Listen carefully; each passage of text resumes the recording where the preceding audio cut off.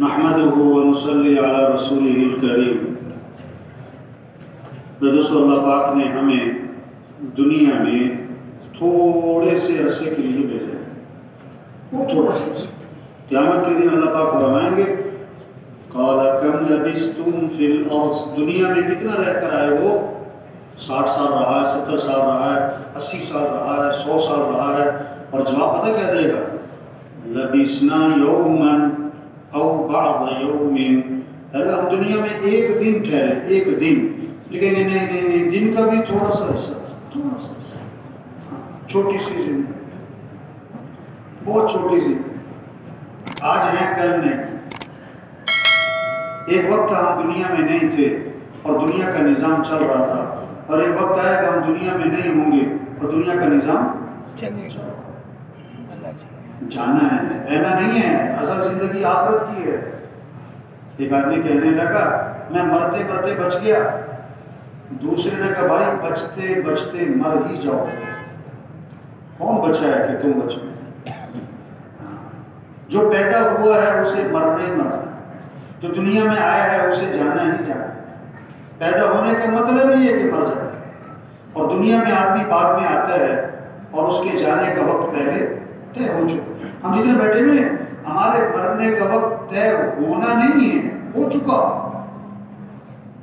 Accident سے کوئی نہیں مرتا، مرنا تھا تو ایکسیڈنٹ ہو جاتا، جہاز گرنے سے نہیں مرتا، مرنا تھا تو جہاز گر جاتا۔ ہم سب کا وقت طے ہے، کب مرے گا، کہاں مرے گا۔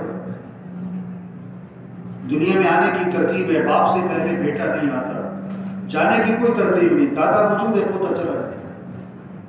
کتنے لوگ ہیں جو سورج کا طلوع دیکھتے ہیں، غروب نہیں دیکھ پاتے۔ درزی کو کپڑے سلنے دیتے ہیں، ابھی کپڑے سل کے نہیں آئے تھے کہ کفن سل جاتے۔ عقل مند کون ہے؟ عقل مند کون ہے؟ حضرت محمد صلی اللہ علیہ وسلم سے دریافت کیا گیا من اقیس الناس یا رسول اللہ ومن احزم الناس، اللہ کے رسول سب سے بڑا عقل مند کون، سب سے بڑا عاقبت اندیش آدمی کون؟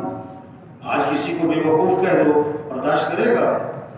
آپ صلی اللہ علیہ وسلم نے 2 باتیں فرمائیں عقل مند کی نشانی، اکثرهم ذکرا للموت واکثرهم استعدادا، اولئک الاکیاس ذهبوا بشرف الدنیا وکرامت الاخرہ، جو لوگ موت کو کثرت سے یاد رکھیں، صرف یہ نہیں کہ موت کو یاد، کثرت، موت کو یاد رکھو، مر جانا ہے، یہ سب کو چھوٹ جانا ہے، اور پھر موت کی کثرت سے تیاری کریں۔